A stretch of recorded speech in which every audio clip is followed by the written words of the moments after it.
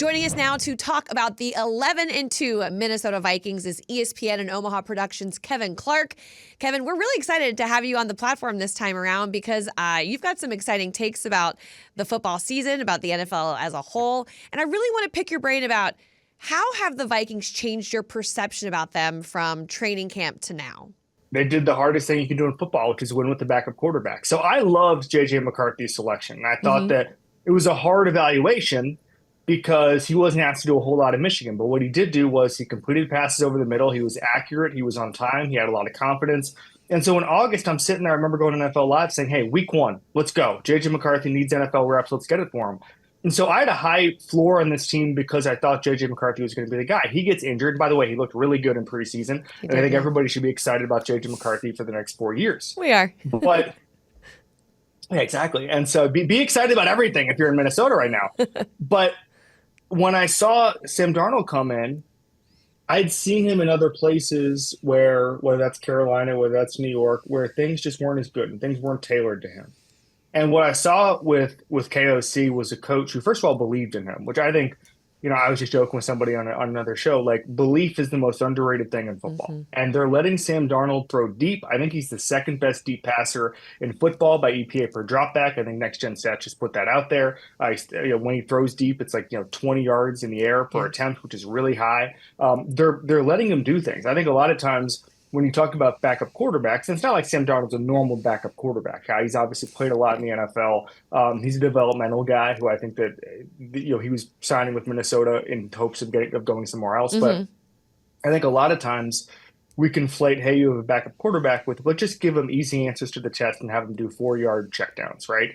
And what Minnesota's been able to do is say, and certainly Justin Jefferson helps, certainly Jordan Addison helps, but they're running their offense and they're letting Sam Darnold be Sam Darnold. And they're letting his if he has any flaws, they're not coddling them. And I think there's something really to that. And I think that, I had Chris Sims on my show last year and I asked him to tell me who the best playbooks in the NFL were. And he mentioned the Vikings playbook. He says KOC has a top 5 playbook. And watching it this year, I'm seeing the same stuff. I'm seeing that guys are open. I'm seeing that if guys aren't open, it's by design, because if Justin Jefferson's not open, it means Jordan Addison is. And so I'm just seeing a team that, in my opinion, has exceeded all expectations. And that's all you can ask, especially in a year where you have a quarterback who, was signed to be a bridge, and again, he's not, when I say he's a backup quarterback, I don't mean he was going to, sit on the bench for 18 weeks, but he was not the guy. You didn't sign him to a 5-year, $100 million deal. Sure. He may have been the plan B guy. And if you win big with that, that's not the plan. And I think there's a lot in Matt LaFleur with Malik Willis, the same deal. When you win with a guy who you didn't give $120 million to, that will always impress me. The Vikings can clinch a playoff berth. We are recording this on Thursday. They can clinch it tonight if the Rams lose, but they just have to win on Sunday to make it to the playoffs. They'll be a 12-win team with 3 games left to go, and they may not even win their division. It's just kind of crazy to be in the NFC North right now. You mentioned the Lions. How dangerous can this team be in the postseason, or even as they vie for this NFC North division title? Oh, yeah, extremely, because nobody wants to see Justin Jefferson. Nobody wants to see Jordan Addison. Nobody wants to see that defense. I mean, that's the one thing with Brian Flores. When we talk about KOC being a top 10, top 5 coach, where everyone talk about, bring Brian Flores in is a step towards that. And he was he's going to get head coaching opportunities again. He's going to get head coaching interviews. But Pittsburgh brought him in as a kind of a position coach, kind of a elevated assistant head coach type. And I remember Mike Tomlin talking about Brian Flores and saying that he walked down the hallway to Mr. Rooney and said, hey, we're about to get an NFL head coach on staff at a discount, basically, because nobody else wanted to hire him as a coordinator. And now the Vikings are smart enough to go out and hire Brian Flores as a coordinator. He's changed the identity of that defense. That defense is freaking good. And he's got pressures that I think terrify everybody. And so if you asked me how dangerous this team could be, if I'm an NFL head coach and I'm thinking Justin Jefferson, Jordan Addison, Flores pressures, I'm not getting a lot of sleep the night before that playoff.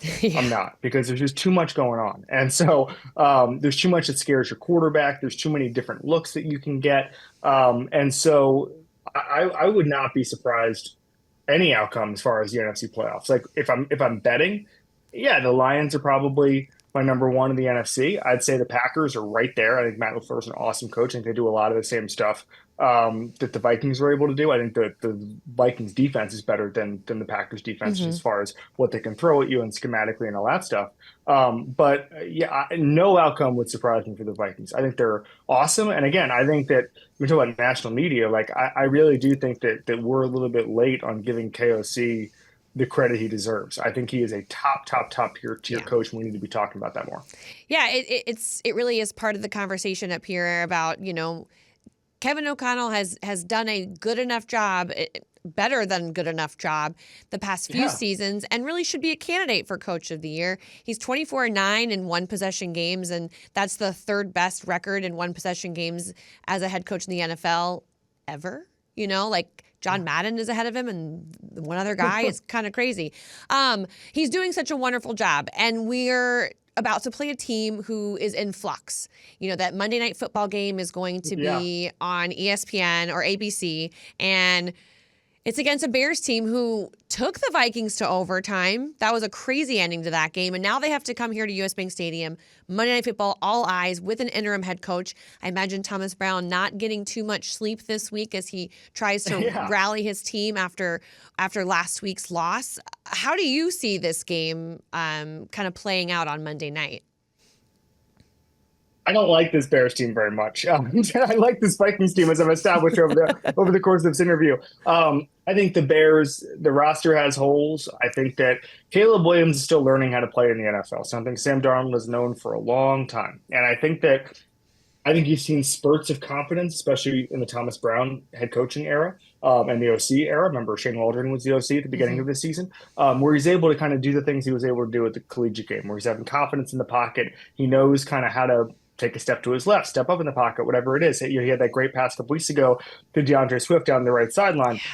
He's able to do the special stuff, but not on a down basis. And so I think that, it was funny. I was watching, I think it was the Arizona game about a month ago, and it was like Caleb Williams was learning on the fly how fast NFL guys are. Because in college, he was able to do these things where it's like, all right, and I see a little bit with Cam Ward too, where you're like, all right, I know exactly how fast this defensive end is going to be. I got a second and a half, and then I'm just going to hit my Yeah. tight end right here, right? Like college game, it's easy to clock. Mhm. In the NFL, you can't shake guys. You simply can't. And if you think, hey, you know what? I'm just going to take two, unless you're Lamar Jackson, I'm going to take two steps and I'm going to be rid of this guy. It doesn't happen. And if it does happen, somebody else is coming for you. And so what I've seen from Caleb is him learning, okay, I can do this and not do this. And, I can clock, I've clocked this. And so I understand how to do this, but I still have a lot more to do. Like his game is maybe going to take a little longer than I thought to translate. And I think the coaching hire, I had Daniel Jeremiah on my show last week, and he said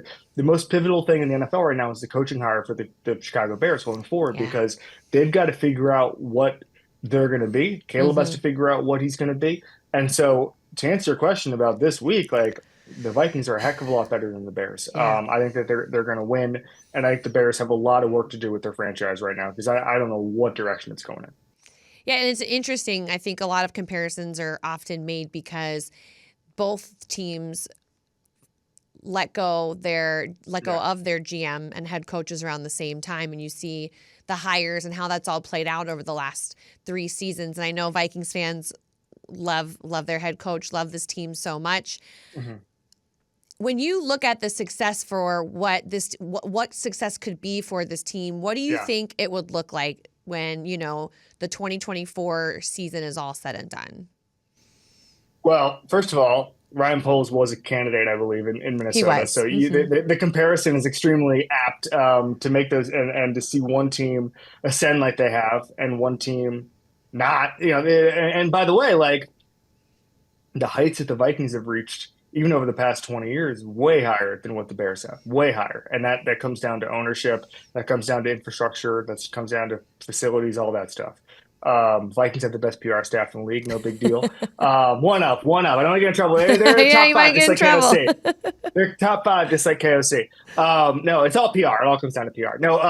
And so, I mean, to answer your question, like, I would not be surprised if this team's in the Super Bowl by any means. by any means, because as I said, you've got enough to throw at any team. And you get into January and Hmm. it's such a week to week thing.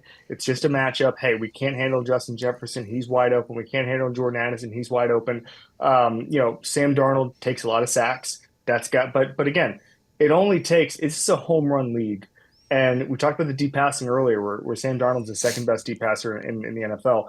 The game can change on two of those. Hmm. And that's why I would not be, I think there's probably 4 or 5 NFC teams where I'd say, okay, this makes sense as a Super Bowl team. I'm not gonna I'm not gonna fall over and run into my bookshelf if this team makes a Super Bowl. And the Vikings are on that list. And again, I don't think they're on the line with the Lions because I think the Lions are just a machine. The Lions are further along in their development. They've got that incredible offensive line that gives them such a floor. Somehow, and I don't even understand this, like Aiden Hutchinson goes out and the defense gets better. To me, that's culture. That's just something special. That's a team that just found itself in a really special Hmm. way. But we've seen a lot of teams of destiny get tripped up in January, a lot. And I just, I'm putting the Vikings in that kind of pot of teams that would not surprise me Spoil the if we see party. them in New Orleans. Yeah. Well, I have a feeling you're going to be circling that Week 18 game between the Vikings and the Lions. Yeah. Hopefully, it'll be for the division title. That's what we want. We want to see great football there in January. Thank you so much to ESPN and Omaha Productions, Kevin Clark, for joining us. Really, really appreciate your time and your insights. And come back to Minnesota whenever. Maybe not right now. It is -5 I'll today. see you in So August. I'll see you guys in see August. you in August.